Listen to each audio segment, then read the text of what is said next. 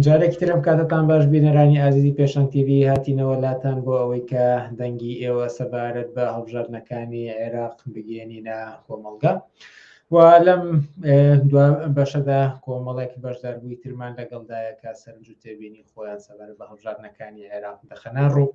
دەرفەتماوە هەر کەسێکی تر لە ئێوە پێی خۆشە پەیوەندی بکات ڕاتان دەکێشین و دەرفەتتان بۆ ئەکەینەوە کە بێنە سەر خەت و بۆچوونی خۆتان بدەن. لە ئێستادا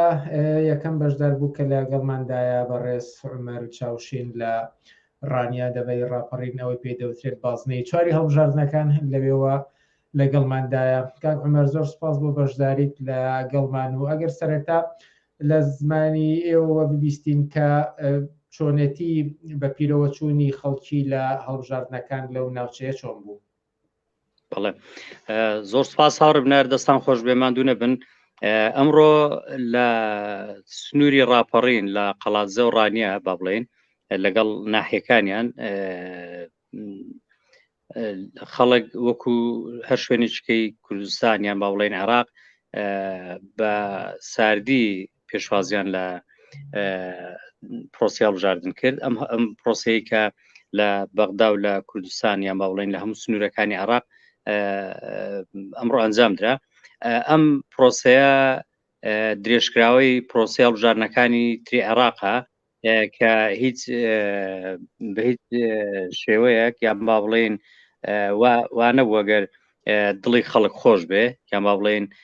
هاوکاری ژیانی خەڵکی نەکرد. ئەوەی کە هەبوو ینی خەڵک پێی وایە یان با بڵێن چاوەڕە دەکا هەمان ئەو سناریویانە یان با بڵێن ئەو ژیانە چاوەڕە بکەن کە پێشووتر لە سەردەمی خولەکانی تری هەڵبژاردندا یان با بڵێن خولەکانی تری پەرلەماندا خەڵک تێیدا چەقبەستوو بوو. خەڵک هەتاوەکو سعات 2 یان با بڵێن تا سعات 3 لە هەموو سنوورەکان لە کوردستان وەکو کە تێبینیمان دەکرد نەگەیشت بۆ ڕێژەی 122. بەڵام لەپەر ئەم ڕێژەیە هەڵکشا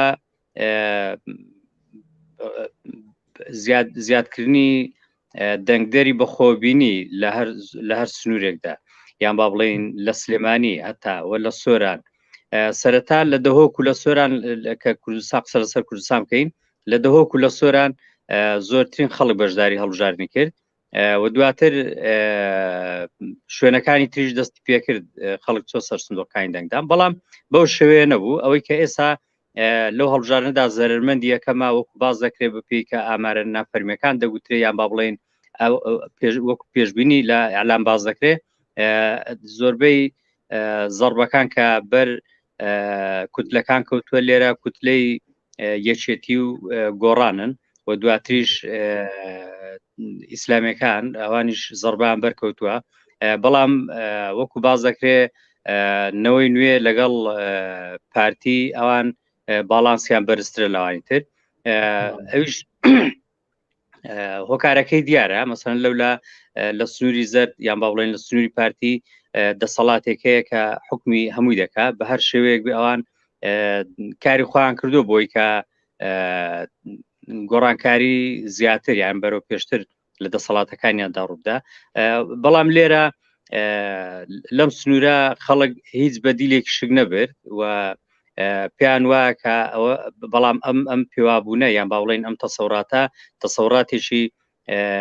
با بڵێن تا ڕادەیەک خلەفانە یان با بڵێن خۆش باوەڕیە بە نەوەی نوێ کە باڵانسیان بەرزتر دەبێتەوە ئەوان زیاتر با بڵێن نفوزیان بۆ لای خۆیان ڕاتشاو خەڵک لەم مەملەکەت.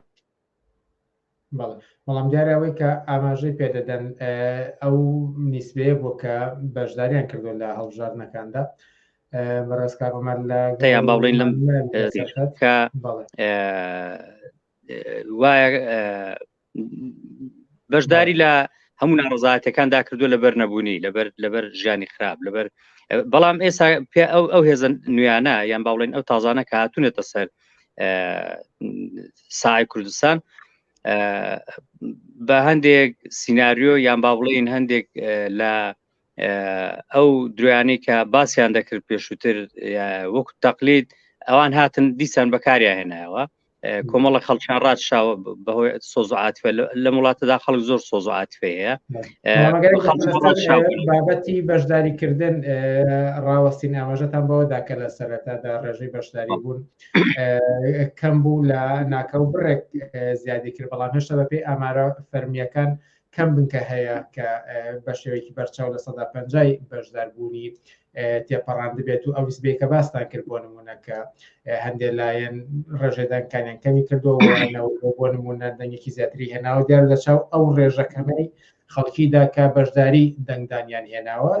ئەم ئامارەی نێوان ئەحزابەکانی بەشدار بوو هەڵبژاردن دەرکەوتووە باوەگەر بگەڕێمەوە سەرەوە بۆچی لەو دەڤەرەش خەڵکی بە شێوەیەکی کەم پێشوازی لە بەشداریکردنی هەڵبژاردن کردووە بەڵێ وەکو باسم کرد لە بەیانی لە ساعت 7 تاوەکو ساعت 2 بۆ 3 خەڵک بە شێوەیەکی زۆر کەم یان با بڵێن سەرپەچوو بە ساردی بەشداری لە هەڵبژاردندا کرد لە دەنگداندا کرد و دواتر لە ساعت 3 بۆ سەرو ڕێژەکە گۆڕا بەڵام بۆ شێوێ نەگۆڕاکە بڵێ جێ سەر سوورمان بێ ئەگەر یەک نمونەت بۆ وەربگرم لە ئامادەی سەرکەوتن لە ڕانیا لە ڕێژەی 2245 کەس 834 کەس دەنگی داوە دەکرێت بڵێن لە 36.15 خەڵک دەنگی داوە لەو مەکتەبە ڕێژەیەکی زۆر ینی خەڵک دەنگی نەداوە ئەوەی کە جێ دڵخۆشیە خەریکە خەڵک ئەم دەسەڵاتە دەناسێتەوە یان با بڵێن بە شێوەیەکی وە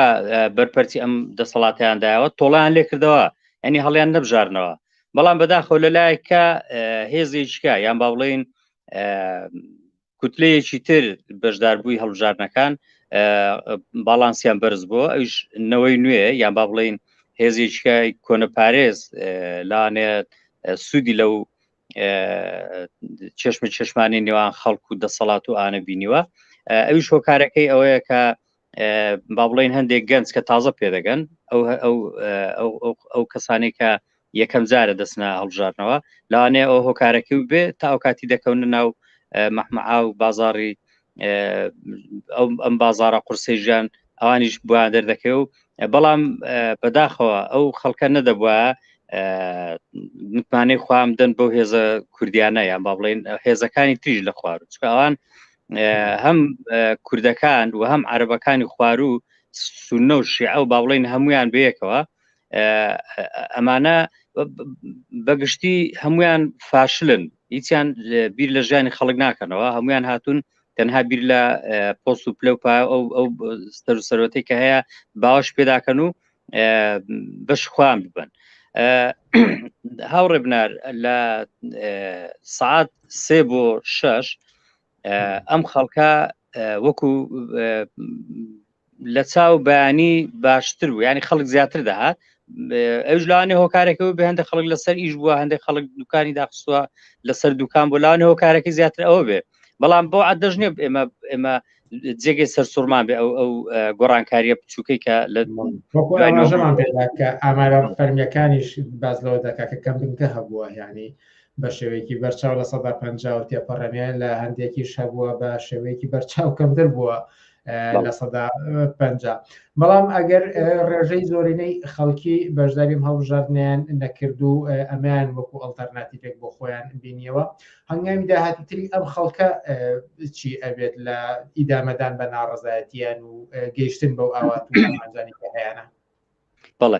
هاوڕێ بنار مژدەیەک بۆ خەڵک لەوانێ هەندێک خەڵک بەرچاوڕوونی ئەوە نەبێکە لە مانگی 4 ساڵی داهاتوو دیسان هەڵبژاردننی پەرلەمانی کوردستانە دەبێت دەسەڵات لە ئێستا ڕایان دەسەڵات بەجێ بێڵە یان دەبێت ژیانی خەڵک خۆشکەوتجا بە خواستەکانی خەڵک داتەوە لەبەرەوەی مانگی 4 یان با بڵێن لە بەهاری ساڵی 2022 ساڵی ئایندا هەڵبژاردن دەکرێتەوە یعنی دەبێت لەو هەڵبژاردنەی عێراقەوە و هەم خەڵک بەخۆکەوە بۆی کە تۆڵە دووبارە لە دەسەڵاتی کوردی بکاتەوە و هەمیش دەبێت دەسەڵات بیر لەوە بکاتەوە دیسان پەراوێز دەخرێ ئەو هەموو بایکۆتە ینی زەڕبەیەکی گەورەیە بۆ ئەوان و بۆ هەیە کۆمەڵێک مەساڵەیان لە دەست بچێ بۆیە دەکرێت بڵێن ئەمە زەنگێکی سەرەتا کە خەڵک یەکگرتوو بووە، خەڵک بە شێوەیەکی بەرچاو بایکۆتی بەڕووی هەڵبژاردننی ئەم دەسەڵاتەدا گوتەوە. دیوی دووبارەی دیوێکی تری ئەم هەڵبژاردنە ئەوەیە کە دەسەڵاتی کوردی تا ئێستا هیچ جوابێکی بە داخوازەکانی خەڵکی کوردستان نەداوەتەوە و دەبێت ئەو لەوە بترسێکە سبەینێ یان با بڵێن لە داهاتوودا بۆ هەیە ئەو دەسەڵاتانی کە ئێستا لە بەغدا هەیەیان ئەو بەرژەوەندیانی کە لە بەغدا لەگەڵ بەغدا هەیەیانە بەشێکیان لە دەست دەردەچێ. ئەگەر هەروە بەردەوام بێت لە ڕقی لە بێژووی لەوەی کە با بڵێن هەر بەردەوام بێت لەسەر ئەو پێشێلکارانی کە بەرامبەر بە خەڵکی کوردستان دەیکا، بەڕاستی زەربەیەکی زۆر گەورە لە مەرجی خۆی دەدا، لە ژیانی سیاسی خۆی دەدا، بەرەو هەڵدێر و بەرەو مەرگ دەبێ ملبنێ ئەو دەسەڵاتە. بۆیە ناچارە پێم وایە لە داهاتوودا گۆڕانکاریی زۆر گەورە ڕوودەدا، لەبەرەوەی کە ئێمە چەند ساڵە باز دەکەین دەڵێن ڕیش خۆتان مەدەنە دەست ئەم دەسەڵاتە، ئەو دەسەڵاتە مافیایە، میلیشیایە، سەرسەریە، یان با بڵێن بە شێوەیەکتر دوژمنی خەڵک خۆیەتی، دوژمنی تەنانەت دوژمنی ئەو خەڵکانەیە کە دەنگدەری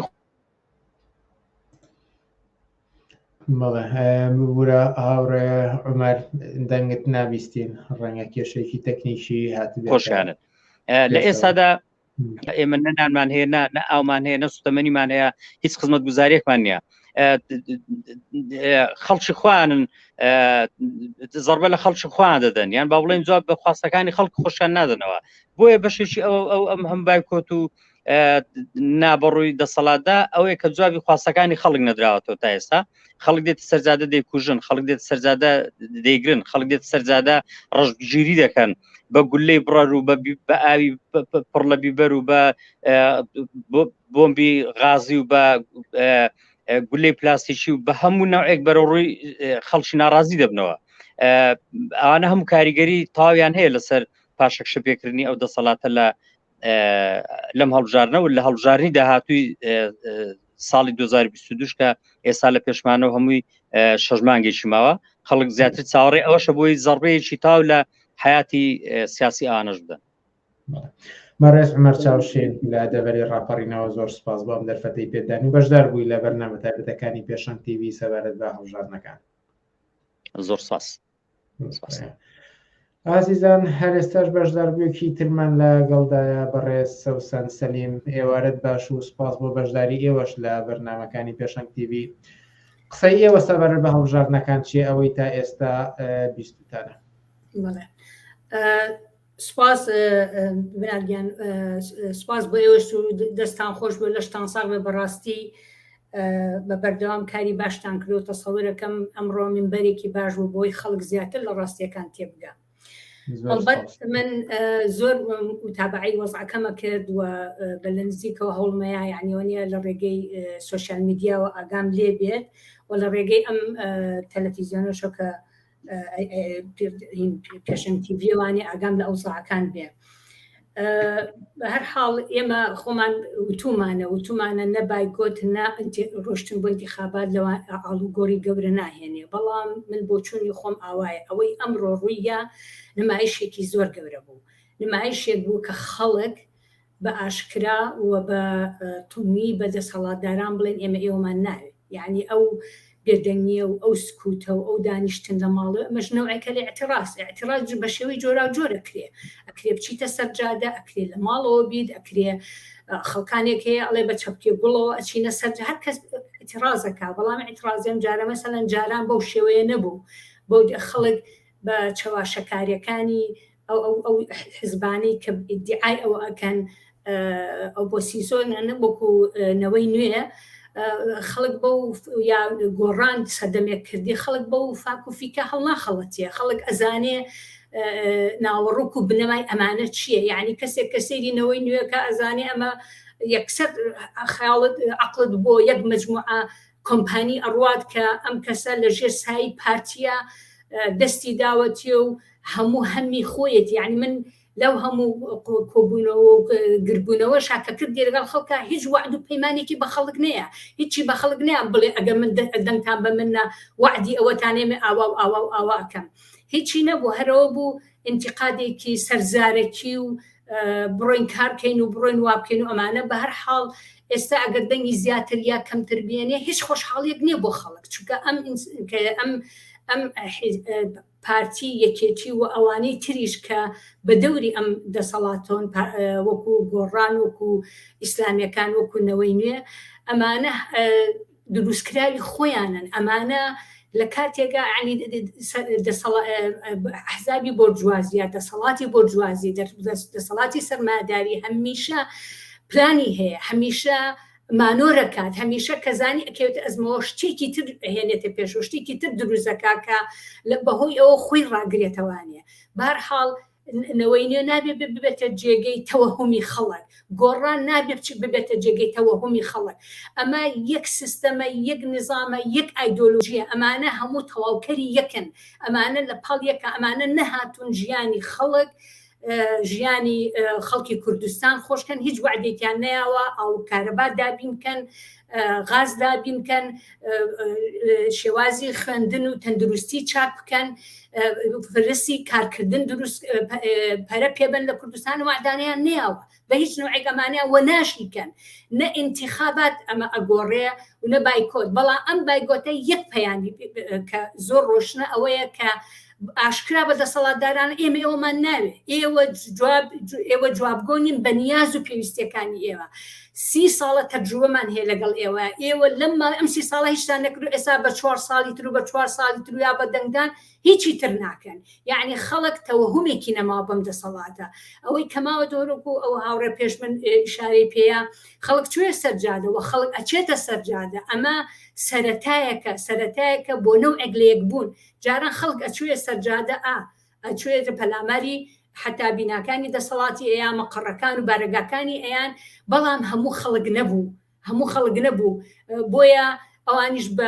بە هجوومێکی زۆرە و بە وەسایلی جۆرا و جۆرە هەوڵیانەیە سەرکوتکەن یعنی تا دەرەجەی لێیان گرتن کوشتن گوێیان پێنە ئەیە و حتا خەڵکێکی زۆر هەیە کە دەستی سوور بە بەخوێنی خەڵک لەو کە کاتێک هاتوونەتە سەرجادە و خەڵک هاتێتە سەرجادە بۆ ئاو بۆ کارەبا بۆ غاز بۆ ئیش بۆ خوارد بۆ نان بەڵام ئەوان جوابەکەیان بە دەمانچە و بە سیلاح و بە تفەنگ و بە غاز و بە تموتیژی بۆیە ئەمە نەوعێک پاشەکشەی بەڵام ئەمڕۆ ئەوەی پیشاننا کە خەڵک ناڕازیە و خەڵک واز ناهێنێ ئابەم شێوەیە ئەم دەسەڵاتە 30 ساڵی تر لەسەر ژیان و ورگی خەڵک دابنیشە و ڕاوەڕوت بکەن دەسەڵاتێکی بنەماڵەیی دەسەڵاتێک بەس هەممی گیرفانی خۆیان و نفوزی خۆیان و کورسیە هیچی تر یعنی ئێستا سراع بۆ کورسی چه کورسی زۆر بێنێ چه کورسی کەم سراع نییە بۆ ئەوەی چێ ببێتە پێشڕە و چێ بچێ ژیانی خەڵک چاکە یعنی تۆ سێدەم دوو معادلەی زۆر فەرقی هەیە یان من ئەگەر کەسێ لەم پرسێک چێدەڵم کەسێکم هەیە کە بێت جواب بەنیازی من باتەوە ئەوم بۆ تەکبیر بکە کارەبان بۆ تەکبیرگە مناڵەکان کە تەخەڕوجەکەن ڕسی کارکردنیان هەبێ کە نەخۆشی و دەردەسەری و نەهامەتی ڕوئکاتە خەڵک جواب بە ڕێگە حەل و چارەیان هەبێ پارە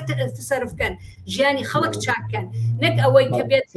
پێم خۆشە سەبارەت بە لایەنێکی تری ئەم هەڵبژاردنەکە ئێستا لە ڕاگەیاندنەکانە باسی دەکەن ئەویش ئەوەی لەبەرەوەی کە لە 125 کورسیەکان بۆ ژنان تەرخان کراوەوە زۆرێک لە ئەحزابەکان کاندیدی ژنیان دانابوو بۆ ئەوەی کە ئەگەر بە پێی پێویست دەنگیان نەهێنا ئەوە بە کورسی کۆتا ئەوەی کە بۆ ژنان دیاریکراوە لەو ڕێگەوە بگەنە پەرلەمان ئەمە ژوای کردووە کە ئەم جارە ڕێژەی دەرچوانی ژنان بە بەراورد بە ڕابردوو زۆر زیاتر دەبێت ئەمە لە ڕوانگەی ئێوە چەندێک ئەتوانێت دەور بگێڕێت لە بەدەستهێنانی مافەکانی ژنان لە کۆمەڵگەی عێراق و کوردستان هیچ ئاڵوگۆڕێک ناهێنێ هیچ ئاڵوگۆڕێک نانچکە ئەو ژنانە کێن ئەو ژنانە دار و دەستەی ئەو دەسەڵاتن ئەو ژنانە ئەگە بچنە دەسەڵاتەوە هەر کار هەم باشترین نمونە باشترین ڕێواز وازم نای ڕێوازفای قاوەی کە لە سەرۆکی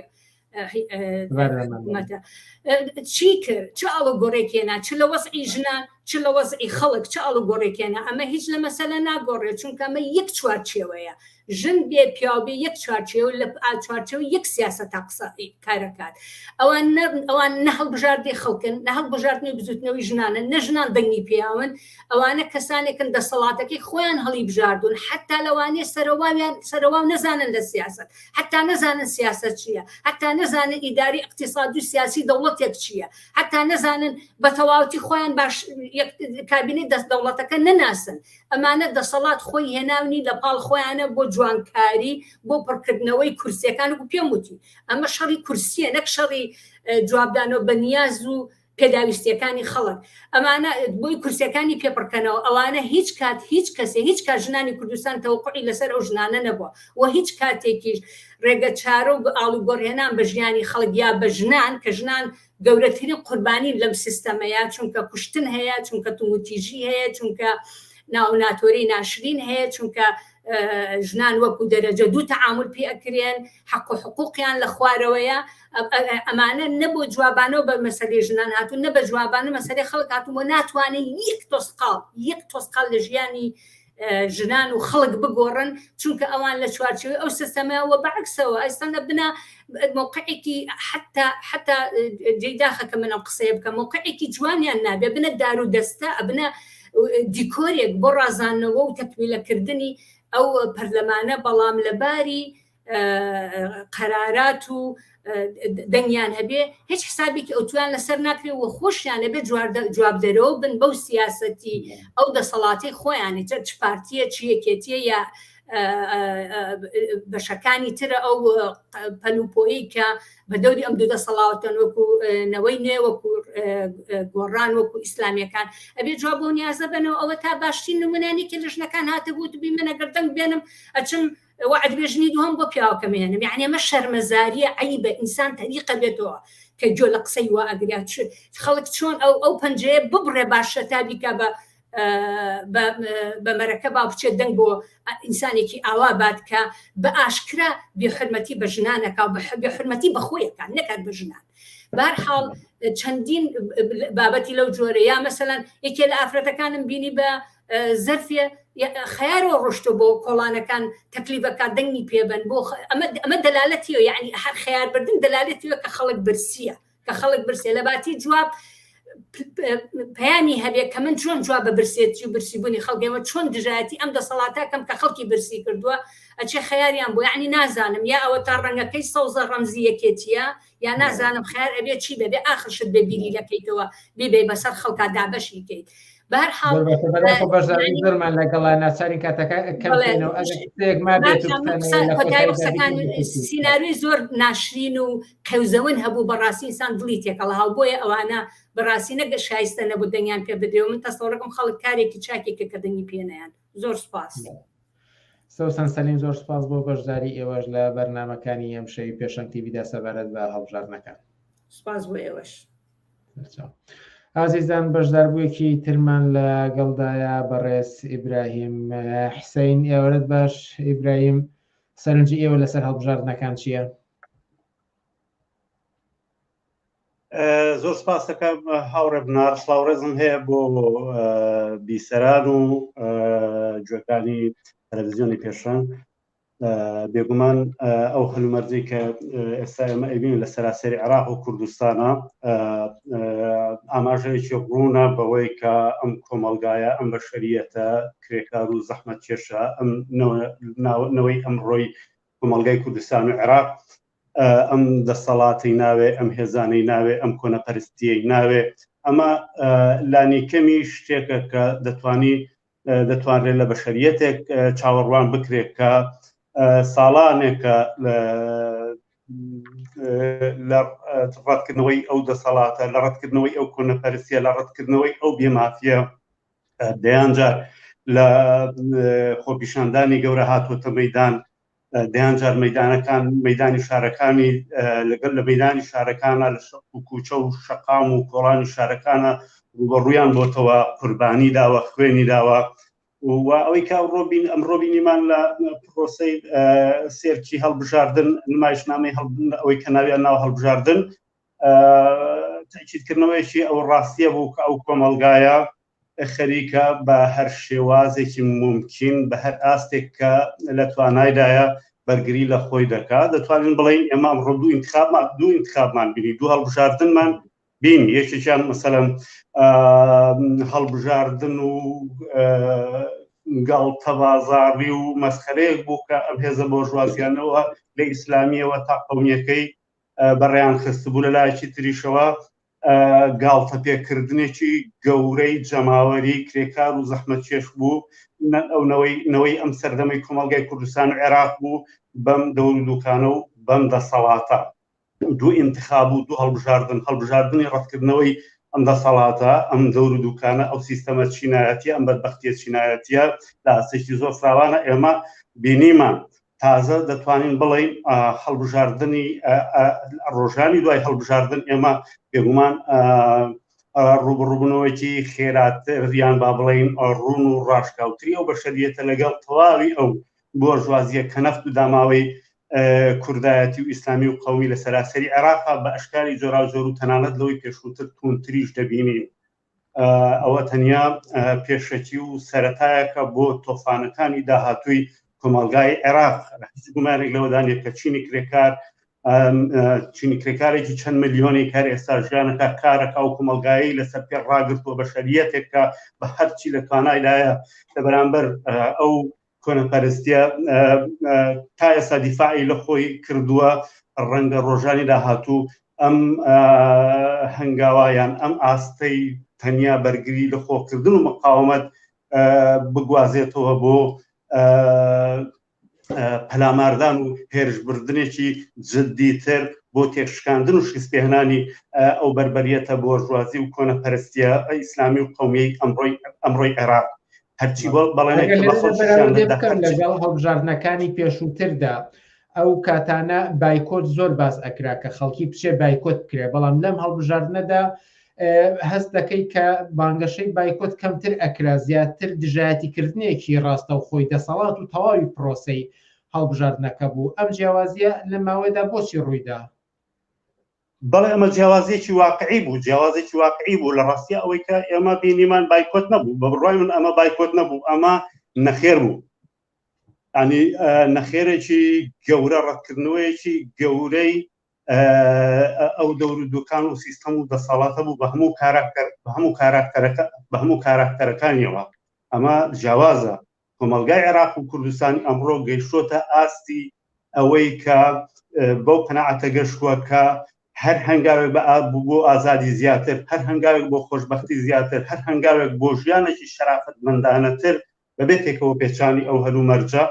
بەبێ تێپەڕاندنی ئەو هەلومەرجە بەبێ شکستپێهێنانی ئەو کۆنەپەرستیە سیاسیە بۆژوایی ئەمڕۆ لە ئیمکاندانیە هەر کەسێکی ئەو کۆمەڵگای ئەمڕۆی هەر کەسێکی ئەمڕۆ هەر ئینسانێکی سادەی ئەمڕۆ دەزانێ بە فەرزی درێژەکێشانی ئەم دەور و دوکان و دەسەڵاتە کارەبای 24 ساعتە بینین خەون و خەیاڵە ژیانێکی ئاسایی و مرەفەح حتا بە ستاندارد و پێوەرەکانی دنیای ئەمڕۆ مەحاڵە بیمەی بێکاری و خزمەتگوزاری تەندروستی مەحاڵە بە پێچوانەوە ئەوەی کە لە ئاسۆدایە بۆ بەشەریەتە ئەوەیە کە ئەم کۆنەپەرستی بۆژوایە ئەم بۆژوازی لە داهاتووی عێراقا نەخشەی هێرشێکی فراوانتر ڕێکەخا بۆ سەرژیان و گوزەرانی چینی کرێکار و بێبەشانی کۆمەڵگا شەرتی ئەوەی کە بۆژوازی بتوانێت ئیستقرارێکی استراتیژیتر ئابوووریەکی سەرمایه‌داری جێگیرتر بەدیبێنێ ئەوەی ئەو هێرشە دەست پێ بکات شکستێکی سیاسی گەورەتر بەسەر ئەو بەشەریەتەدا دابین کات و ئەوەی کە بینرا ئەو هەڵوەستەی کرد ئێمە لە کرێکاران و بێبەشان و ژنان و لاوانی عێراق بینیمان ڕاتکردنەوەی ئەو ئاسۆیە بوو بە بڕای من خەڵکی کرێکار و زەحمەتکێش لاوان ژنان ئەوانەی کە بە تەمان بەڕاستی دەست بۆ ژیانی خۆیان بەرن کارێک لەگەڵ ژیانی خۆیان بکەن جەنگێکی ئەساسی تر و جددیتر و شەڕێکی چینایەتی جددیتر لەگەڵ ئەو کۆنەپەرستیە بەسەرنجام گەیەن ئەوەیە کە لە پەنای چەپی ڕادیکاڵ و کۆمۆنیستی لە پەنای کۆمۆنیستەکان لە پەنای حزبی کۆمۆنیستی کرێکاری عێراق ڕاوەستن و ئەمە ئەو ڕێگایەیە کە دەتوانێت ئەم بەشەریەتە ناڕازیە ئازادی خوازە کە هێستا پێیناوەتە مەیدان بۆ دیفاع لە خۆی کردن بگەێنێتە ئاستی ئەوەی کە لە شەڕ و کێشمەکێش و جەنگێکی جدیتر ئەو کۆنەپەرستیە بۆژواییە دووچاری شکستێکی استراتیژیتری سیاسی قوڵتری سیاسی گەورەتری سیاسی بکاتەوە. ئەمە ئەو ڕێگایە بە بڕوای من کە کاتی ئەوەیە کە ژنانی ئازادی خواز لاوانی ناڕازی هەڵسوڕاوانی بزوتنەوە ناڕەزایەتەکان دەست بۆ کۆمۆنیزم و حیزبی کۆمۆنیستی کرێکاری بۆ پەرچەمەوە بگرن بۆ ئەوەی ئەو کۆنەپەرستیە شکست پێبێنین چونکە شکست پێ ئەم کۆنەپەرستیە بۆژوایی ئەمڕۆی عێراق و کوردستان بە قەومی ئیسلامی بە هەمباڵەکانیەوە بە ئاسانی و بەو ئاسانیە دەست لەسەری ئەو بەشەریەتە بەرنادات. ڕێگاکەی ئەوەیە ریزەکان لە دەوری ئەو پەرچەمە ڕادیکاڵە لە دەوری ئەو ڕابەرە ڕادیکاڵە ئەو هێزە ڕادیکاڵە تون کاتەوە کە ئازادی دەوێت ڕیفاهی دەوێت خۆشی دەوێت و ناوێت قبولکەوە ئەم بەشەریەتە کە ناوێت قبولکە تەنیا ڕێگایکی کە لە بەردەمیدایە ئەوەیە کە بەتوندی دەست بۆ لە پشتی ئەم کۆمۆنیزمەوە ڕاوەسێەوە بۆ ئەو جەنگەی خۆی لە دژی بێمافی و کۆنەپەرستی بۆژوازی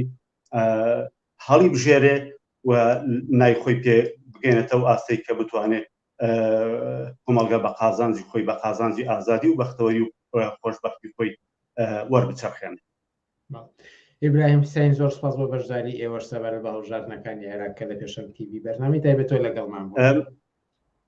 منیش زۆر سپاسانەکەم و سڵاوڕێزم بۆ هەموو گوێگران و بینەران هەیە و لە کۆتایشدا پیرۆزبایی لە جەماوەری کرێکار و زەحمەتی ژنان و لاوان دەکەم بەو نەخێرە گەورەی کە لەم ڕۆیە و لە ڕۆژانی پێشین هەڵبژاردنشدا ڕایان گەیاند و کاریان پێ کرد. زۆر سپاس بۆ ئێوەش. ئازیزان بەردەوامین و بەشداربوویەکی ترمان لە گەڵدایە ئەویش بەڕێز لاوژە جەواد. ئێوارەت باش لاوژە جەواد و سەرنجی ئێوە سەبارەت بە هەڵبژاردنەکانی ئەمڕۆی عێراق چییە؟ ئێوارەی ئێوە و هەموو بینەرانیش باش هاوڕێ بنار نازانم دەنگم باشە یان نا؟ بەڵێ زۆر باشە. زۆر باشە، زۆر سپاس بۆم دەرفەدە و دەستان خۆش بێ ماندوو نەبن. ئەمڕۆ ئێوە بە ئەندازەی هەر کەسێکی جدی یاخۆ بڵێن سیاسی بەشداربوون لە مەیدانی سیاسی عێراقدا ماندوو بوون و هەڵ و تێکۆشانی خۆتان کرد و ئەو تەختیەتان کرد جێگەی دەستخۆشی و جێگەی ڕێز و تەقدیرەکی گەورەیە. زۆر سپاس بۆ ئەم کار و ئەم دەرفەتە. زۆر سپاس هاوڕێ بنار. دیارە ئێمە لەو ماوەی و لە پێش هەڵبژاردنیش ئێوە لە ڕێگەی ئەو بەرنامانەتانەوە زۆر هەوڵتاندا لەسەر هەڵبژاردن زۆر قسەکرا. من بەڕاستی من ناوی لێ نانێم هەڵبژاردن، ناوی لێ دەنێم گەورەترین گاڵتەجاری مێژوویی. خۆشبەختانە ئەمڕۆکە ڕۆژێکی مێژوویە لە مێژووی عێراق، خەڵکی عێراق، خەڵکی ئازادی خوازی عێراق، خەڵکی بێژمەینەتی عێراقکە نایەکی زۆر گەورەیان بەم هینەوت کە پێڵێن پرۆسی سیاسی لە عێراقکە ماوەی وەبزام 18 ساڵە بەڕێوە دەچێ. یەک نای گەورەیان بە کۆمەڵێک مافیای سیاسی وت کە بە ناوی دەسەڵاتدا لە ساحی سیاسی کوردستان و عێراقدا دەیانەوێت بە ناوی کار و چالاکی کار بکەن. من خۆم شخصی خۆم هەرو چاوەڕوانیم لە خەڵکی هۆشیاری کوردستان و عێراق بۆ ڕاستیەکەی آخر چۆن دەکرێت چۆن دەبێت خەڵکی کوردستان و عێراق بچن بە شێوەیەکی بەرفراوان بەشداری لە هەڵبژاردنێک بکەن لە دەنگدانی پەرلەمانێکن کە هیچ شتێک نەگۆڕاوە، هەر ئەو هێزە سیاسیانن، هەر ئەو پشکێنە سیاسیەکە پێشتر بینیومانە، هەر ئەو کورسیانن پەرلەمانێک کە هەوڵیدا یاسای جعفەری بێنێت و شەرعیەت بدا بە منداڵانی 9 ساڵ کە زەواج بکەن. پەرلەمانێک نازانم خۆشە لەپاڵ ئەوەیە بپرسم کە لەپاڵ ئەم ئەحزابانی کە لە دەسەڵاتە بوون لایەنانێکی تر هاتبوون کە لە دەسەڵاتە نەبوون و داوان ئەکرد کە ئەم جارە شانس بدرێ بەوان ئەمان نمونەیەکی تر پێشکەش دەکەن و تۆڵە دەکەنەوە لەم دەسەڵات دارستەمکاری پێش و لەسەر ئەمان قسە چییە؟ دەزانین چۆنە هاوڕێ بنار ئەگەر سیرکەین ئێستا و هێزانانی من و تۆ باسییان دەکەین ئێوە باسییان دەکەن و ئیشارەتیان پێ دەکەن چەند هێزێکی پۆپۆلیستین هەم لە عێراق و هەم لە کوردستاندا لەوە ئەچێکە ئەمە هێزە پۆپۆلیستیانە هینی یەکەمیان هێنابێ یاخود نەک یەکەم بڵین بە شێوەی بەرچاو گەشەیان کردبێ ئەویش کە لایانی سەدرە لە ئاستی عێراق و لایەنی ئەو نەوەی نوێ ئەوانن کە تۆپخانەیەکی زۆر زۆر گەورەی تەبلیغاتیان بەڕێ خستبوو لە ڕێگەی میدیاکانەوە کە زۆر تون هێرشیان دەکردە سەر خەڵکی کوردستان هێرشیان دەکردە سەر کەسانی وەکو من تۆ کە نامانەوێت لەو مەهزەلە سیاسیە بەشدار بین بەشێک بین لەو مەهزەلە سیاسیە سەرباری ئەوەش ئەنجانەیان توانی زەفر بە خەڵکی کوردستان بێن و خەڵکی کوردستان و عێراق لەوە هۆشیارتر بوو بەشداری لەو هەڵبژاردانەکرد دیارە لەوە تۆزێک ئەو پۆپۆلیزمە و ئۆتۆپخانەیان تا ڕادەیەک من لە ناو دووکەوانە لەم چکە بە شەرعی نازانمە و هەڵبژاردنێک ئەگەر نیوەی خەڵک بەشداری تێدا نەکردبێ لە نەزەری منطقیەوە هیچ شەرعیەتە چی نییە و لەوە ناچێت لە ستاسیش بەتەواوی بچکە من ئاخیرینی نیو سعات پێش هەڵبژاردنەکان کە بینیم کۆمیسیۆنی ئەلانی کرد باسی لەوە کرد کە لە ستاسی خەڵک کەمتر لە ستاسی خەڵک بەشداری کردو لەسەر تاسەری عێراقدا بەڵام ئەمانە ئەم هێزانەی کە ئێوە ئیشارەتیان پێ دەکەم بنار ئەم هێزانە بۆ خۆیان بەشێکن لەو سیستەمە بەشێکن لەو دەستەڵاتە من پێم وایە بەشێک لەوەی کە ئەو تۆپخانەیان بەڕێخست بوو کە بە لویز بە ڕەش و سپی هێرشیان دەکردە سەر یەکێت و پارتی هەرچی هاتبە بەدەمیان پێیانە ئەوتن بە دەسەڵات یەکێت و پارتی خۆشحاڵ بوون بەمە بە خاتری ئەوەی پرۆسە سیاسیەکەیان سەری ئەگرت بە خاتری ئەوەی بەم تۆپخانەیە هەوڵیان ئەدا خەڵکانێکی زیاتر ڕاکێشن بۆ بەر سندوقەکانی دەنگدان بۆ ناو سندوقەکانی دەنگدا ئەم هێزانە هێزانیش خەتەر ناکەن بۆ ئاگداریمان یعنی دەبێ خەڵکی کوردستانەوە بزانێ ئەم هێزە هێزێکی سەرمایهداریە هێزێکی پۆپۆلیستە هێزێکە کە بە هەموو شێوەیەک بەس هەوڵی بۆ ئەوەیە خۆی دەنگبێنێ و هەر هەوڵیشی هەوڵی جدیشی بۆ برنە پێشەوەی بەرنامەی سیاسی سەرمایهداری جیهانیە لەمڕۆدا من خۆم جێم لێ بووە سەرۆکی ئەم بزوتنەوەیە 2 ساڵ پێشێستا لەسەر تەلەڤیزیۆنەکەی لەسەر تۆپخانەکەی با بڵێن وتویەتی چاکردنی کارەبا لە کوردستان هێنانی ئیشی کۆمپانیایەکە نەیوتۆ ئیشی دەوڵەتە نەیوتۆ ئیشی حکوومەتە وتێتی کۆمپانیا ینی بەیالیکردنی کارەبا وەگەوەی کە ئێستا دەسەڵات دەیکات و سیاسەتی لیبرالیزمی نوێ و سەرمایهداری نوێی جیهانی دەباتە پێشەوە کە فرۆشتویەتی بە کەرتی تایبەت ئەمە دەباتە پێشەوە ئەمەی دەویست نەوەی نوێ ئەوەی دەویستەوە بەمانای چی دێ بەمانایەوە دێکات کەرتی تەندروستی تایبەت بکرێ کە کەرتی پەروەردە تایبەت بکرێ کەرتێ گشتیەکان نەمێن خەڵکی کرێکار و زەحمەتکێش خەڵکی نەدار لە کوردستان مەحروم بێ دوای هەر لەسەر لایەوە پۆپۆلیزمی پەرەیان بچەند بە ئیسلام و ئیسلامی سیاسیدا هەر خۆمان لەسەر تۆپخانەکەیانە گوێمان لێ بوو ڕئیسی سەلەفیەکان سوپاسی کردن کە پارەی تەلەڤیزیۆنە فەزاییەکەیان دابین کردووە پەخشە فەزاییەکەیان دابین کردووە چەند ساڵ پێشێستا نازانم هاتن کەناڵێکی ئیسلامیان کردوەوە شەو ڕۆژ تەبلیغ بۆ کۆنەپەرستی ئیسلامی دەکەن ژنان هەوڵ دەدەن بنێدنەوە کونی ماڵەوە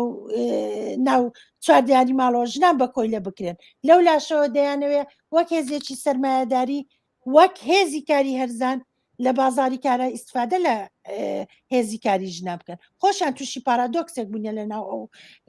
پۆپۆلیزمەی خۆیاندا ئەمانە هێزێکی زۆر خەتەرناکانی تری بەشدار بوو کە گرنگیە هەڵبژاردنیان لەوە دەبینیەوە کە ئەگەر خەڵکی نەچێت و دەنگ نەدات ئەوە باس لە ناوچە کوردستانەکانەکەین کە ئەوە پێگەی کورد لە بەغداد لاواز ئەبێت و ئەمەش کاریگەری خراپی دەبێت لەسەر کۆمەڵگە ئەگەر لە پەرلەمانی عێراق کوتلەیەکی بەهێزی نوێنەر لە کوردزمانان لەوێ نەبن بۆ بەرگری لە خەڵکی کوردستان چەندێک لەگەڵ ئەم بۆچوونەدا هاوڕای ئەجا خۆی بەشی پرۆسی سیاسی لە عێراق بەش بەشێنەیە خۆمان هەمومان نەزانین ئەو بەشەی کە بەرکورد کەوتۆ بە کوردراوە قەت ناتوانێت بە پێی زۆرینە و کەمینە کە خۆیان لە سیستەمی پەرلەمانی باوەڕیان پێهێوەی بنە پێشەوە قەت ناتوان بەڵام ئەوان توانیان چەند ساڵە لە عێراقن چەند ساڵە ئەوان ئەو چەند کورسی خۆیان هەبووە کە هەیە بووە توانیویانە چی بکەن چانیانە چی بکەن ئەوان ساتی 16 ئۆکتۆبریان بەسەر خەڵکی کوردزمان خەڵکی کورد و ناوچە ئەو ناوچانەی کە کێشەیان لەسەرە بەسەر ئەم خەڵکایە هێنا چەندین ساڵ لەو ناوچانە حکومیان کرد چ خێر و بەرەکەتەیان هەبوو بۆ خەڵکی ئەو ناوچانە توانیان چ بکەن ئەوە 18 ساڵە لە عێراقم پرۆسی سیاسی لە عێراق دەبنە پێشەوە بەجیا لە چێشمەچێش و کێشەی نەوت و مەسلەی ئەوەی کە خۆیان نەوتەکە بفرۆشن و بۆ خۆیان بێ یاخود بینێرن بۆ بەغدا لەو ناوە خەڵکی کرێکار و زەحمە چێش کارمەندان و کرێکاران لە کوردستان بوونەتە قوربانی ئەوان توانیانە چی بکەوە دەشتوان چی بکەن لەو لاشەوەوان چون ڕیفراندۆمیان کرد توانیان هێزێکی جەماوەری گەورەی بەرفراوان بە دوای ڕیفراندۆمە بێنە سەر شەقام بتوانن ڕیفراندۆم و نەتایجی ڕیفراندۆم بەسەر خەڵکی دنیای نەودەوڵەتیا بسەپێنن ئەگەر ئەوان بەڕاستیان بوو ئەوان داوای پێگەیان دەکرد بۆ خەڵکی کوردستان دەگات جێگە و مۆقعەتیان دەکرد باکارەیان بکرد باەکە هێزێکی جەماوەری بەرفراوانیان لە ئاستی کوردستان لە ئاستی جیهانی بێنە بە سەر شەقامەکان کوردستانیان زیاد کردباوە ئەگەر ئایندە بکەین کە لە هەڵبژاردنەکانی پێشووتردا کەسانێکە بوو ڕەنگە تا ئاستی خۆش باوەڕیانەوە بێت و چون بەشداریان کردبوو بەڵام ئەمجارە یەجگار کەم بووە وەکو پێشووتریش ئاماژەی پێدرا بوو کە خەڵکی بە تەنها بەشداری نەکردن تەنها بە بایکۆت کیفایەتی نەهێنا بوو ناڕەزایەتی لە بەرامبەر دەسەڵاتداراندا هێندە لە ئاستێکی فراوانە بوو کە با بڵێن تەوەقول و چاوەڕوانی خەڵکی زۆر لەوە زیاتر بوو کە تەنها بە ئەوەی کە بەشداری نەکات لە هەڵبژاردنە کیفایەت بێنێ ئەمڕۆ هەڵبژاردن ئەنجامدرا و بەشداری خەڵکی یەجگار کەم بوو بەڵام ڕۆژگاری داهاتوو لە کوردستان و عێراقدا چۆن دەبینن پاش ئەم هەڵبژاردنەی ئەنجامدرا دەزانیت چۆنە هاوڕێ بنار بە نەزەر من ئەمە مەسەلە ئەسلەکەیە کە بێمە قسەی لەسەر بکەین ئەمڕۆ هەڵبژاردن ئەنجامدرا فەشەلی هێنا بە ئاشکرا نەتیجەکەیمان بینی یان بڵین نەتیجەکانی بینی داهشتم لە تەلەڤیزیۆن سەیرمە کرد لە ڕێگەی ڕاگەیانەکانەوە گاڵتەم پێهات ڕۆمانی حیزبی کەرامەت و سەلامەتی عەزیز نەسینم هاتبەوە بیرە هەر کەس لە کەناڵەکەی خۆیەوە هاواری سەرکەوتن دەکا کەس نازانێت چ بەچیە و چێ بەچەیە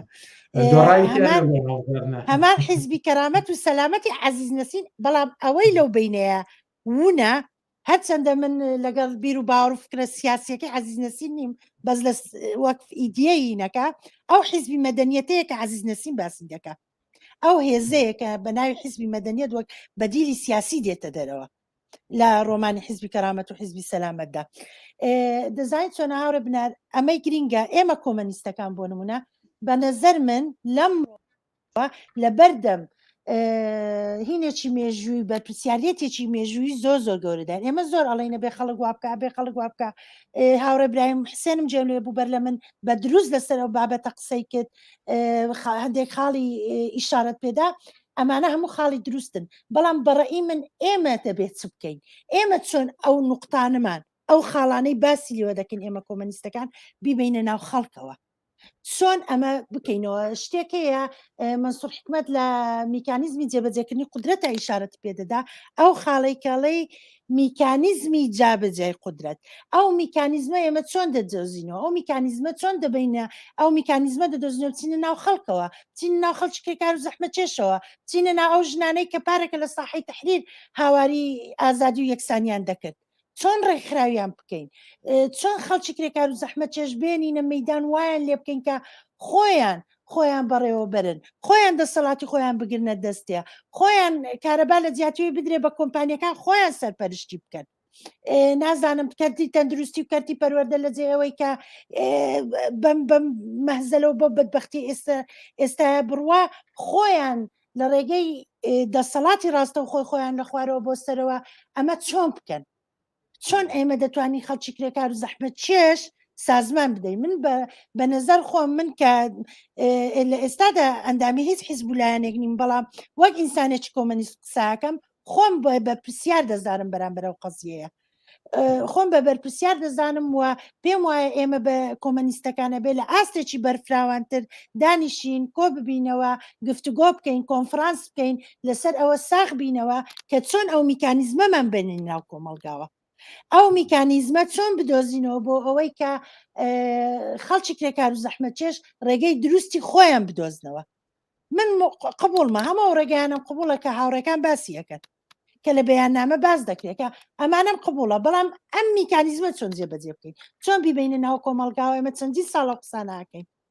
ئەمە ئەساسی قەزیەکەیە و ئەبێ ئێمە بە شوێن ئەمە یابچین و ئەمە ڕێگا دروستەکەیەتی بەڕێی من کاتی ئەوە هاتووە کە خەڵک خۆیان بەڕێوە بن خۆیان دەسەڵاتدارەتی خۆیان بێنە مەیدان لە ڕێگەی شوراکانەوە لە ڕێگەی دەسەڵاتدارەتی خۆیانەوە لە ڕێگەی هینی خۆیانەوە بێنە مەیدان چیکە ناتوانرێ ینی تا سەر ئێسقان هاتووە ناتوانرێت کام کاندیدەمان گوێ لێ بوو باز لە کێشەی تەندروستی بکە لە عێراقا لەبەرەوەی هینی ئەوان نییە کێشەی ئەوان نییە قەزی ئەوان نییە باسی پەروەردە و فێرکردن بکە با من ڕیکلامەکی پارتیم لە ڕێگەی ڕووداوە بینی باسی لەوەکت کە پارتی پەرە بە خوێندنگا گشتیەکاندا حکومیەکان بدا بەڵام ئێوێ بە یاساش خوێندنگا ئەهلیەکان ڕێک بخە چۆن ڕێکی بخە لە چ ئاستێک ڕێکی بکە ئەو خوێندنگا ئەهلیانە چێن من لە دانیمارک دەژێ مخالیفی هەموو جۆرە بە ئەهلیکردنێکم بە خەسخەسەکردنێکم لە وڵاتش بەڵام خوێندنگا ئەهلیەکان حکوومەت سەرپەرشتیەکە لەبەرەوەی لە داهاتوودا کۆمەلگای ئێوێ پەروەردە و فێرکردن لە ئاستێکا بڕوە کۆمەلگا لە یەک ئاستا بڕوە تەنانەت ئێمە کۆمەنیستەکان کلارەزتکین لەسەرمە مەقالەی هەیە من چەندی ساڵامێ وەرجێرم بەداخەوە و بارودۆخە تەندروستی بەسەر خۆم هات نەمتوانی وەرجێرمە سەر زمانی کوردی هەر هێزێکی سیاسی بێوێ کۆمەلگا چۆن فۆرم بکە پەروەردە و خوێندن ئاوا تەنزیمەکە پارتی چۆنی تەنزیم کردو دەسەڵاتداریەکەمە لە کوردستاندا ئەمە خۆی پرسیارە بۆ من چۆن تەنزیمی کردووە ئەنوار جن و جانەوەری دنیای هێناوە خوێندنگای ئەهلیان کردوەوە هەر کەسە خۆی بەلایەکەی بە بەیتجایەکەی بە بەلایەکە ڕایەتشە کەس نازانێ ئایندەی ئەو کۆمەلگایە خەریکە بەرەو کوێ ئەڕوە ئەبێ ئەمە ستۆپەچی بۆ دانرێ ئەو قەتعی ستۆپەیە لە هینی ترافیکە ها لە ڕێگە و بانەکان دانراوە کاتی ئەوە هاتی ئەو ستۆپە بۆ دەسەڵاتداران دابنین ئێمە خۆمان کۆمەلگا بەڕێوە بین چیکە ڕێگە نەدەین تەنها خەڵکی دەوڵەمەند و پارەدارەکان ینی نەخۆشی چارەسەری نەخۆشی نازان و خوێندنگا هەموو شتێک چینایەتی کراوەتەوە تەنها بۆ چینێکە لە کۆمەلگا چینێکتر لە کۆمەلگا خەریکە ئەچێتە خوارەوە ئەمە ئیتر قابلی قبول نییە ئەیترەوە ئەو پەرلەمان و ئەو دەسەڵات و ئەو حکومەتی ئێوان ناتوانێ ڕێگە چارە بۆ ئەمە بدۆزێتەوە ئەمە بەرەو خراپتر دەباتن ئەمە بەرەو وێرانتر دەباتن ئەو کۆمەلگای زیاتر لە قوڕدا دەچەقێنێ کاتی ئەوە هاتووە کە خۆمان هیوادارم ئەم نایکە بە دەسەڵاتمان وت لە کوردستان لە ناومێدیەوە نەبێ بەڵکو لە ئەتماد بە نەفس بۆ پەڕی ئومێدەوە بێ و ڕێگە چارەی تازە بۆ خۆمان بدۆزینەوە بینە مەیدان و خۆمان بەڕێوە بەرین لە کۆمەلگادا ڕەنگە ئەمە گونجاوترین شوێن بێت بۆ کۆتایی هێنان بە تەواوی ئەم بەرنامەیەکە لێرە بدواوە خۆمان کۆمەلگا بەڕێوە بەرین لاوژە جەواد زۆر سوپاس بۆ بەشداری ئێوەش لە بەرنامەکانی ئەمڕۆی پێشەنگ تیڤیدا سەبارەت بە هەڵبژاردنەکانی عێراق زۆر سپاس بۆ ئێوەش بناجێن دەستان خۆش ئازیزان خۆشەویستان ئەوەی کە بینیتان لە زنجیرەیەک بەرنامەدا سەبارەت بە هەڵبژاردنەکانی عێراق دەرفەتمان کردەوە کەسێ پێی خۆشە بێت قسەی خۆت بکە زۆر سپاس بۆ هەموو بەشداربووان زۆر سپاس بۆ هەموو ئەو پەیام و راپۆرت و گرتە ڤیدیۆ و وێنانەی کە پێمان گەیشتووە بەردەوام ئێمە ئاگادار دەکرێنەوە لە نوێترین هەواڵەکان لەو قسانەی کە دەکران و کەمتر دەبیستران و هەروەها چەندین وێنە و گرتی ڤیدیۆمان بۆ هاتبوو لە شەقامەکانەوە لە بنکەکانی دەنگدانەوە کە خامۆشیان پێوە دیار بوو لەوە زیاتر قەدەغەکردنی هات و چۆ دەچوو بەوەی کە کەمترین کەس دەبینرات سەردانی بنکەکانی هەڵبژاردن بکات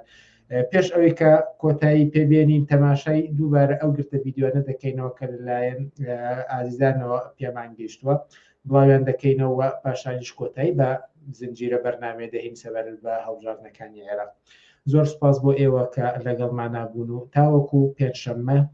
کە بەرنامەکانی پێشەنگ تیڤی لە پێنجشەممانان کاتژمێر 9 شەو بە کاتی کوردستان دەست پێکات دەکاتەوە کاتێکی خۆش بۆ هەموو لایەک و شاد و سەرکەوتوو بن ئەمە یەکێ لە بنکەکانی دەنگدانە لە سەرشقامی مامۆستایان سیارانە پشتێ و سیارانە و سارە لەکوێ ئاڕاستی من دێت ئەوەی دواوەسپێکەوە بنکێکی دەنگانە کە تەنیا دوو نەفەری تیابینی ئەمە سەری ئەم خامۆشیە ئەمە بنکەی کەریمی ئەلەکەیە یەک نەفەری پێوە نییە یەک نەفەر ئافەرم بۆ خەڵک ئافەرم چۆن بەدڵمانەکەن باشە ئەوە بنکەکەی محمود ئەوەش مەکتەبی مەحویە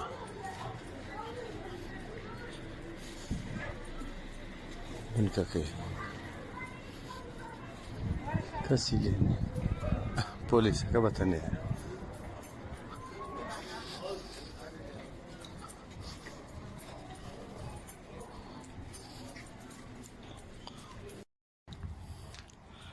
مەرکەزەیەکی هەیە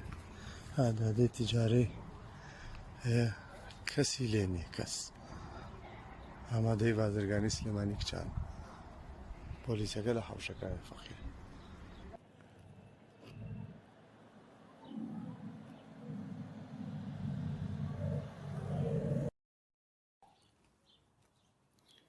ئەمە قوتابخانەی ئادادی توجارەیە دەرگای پشتەوە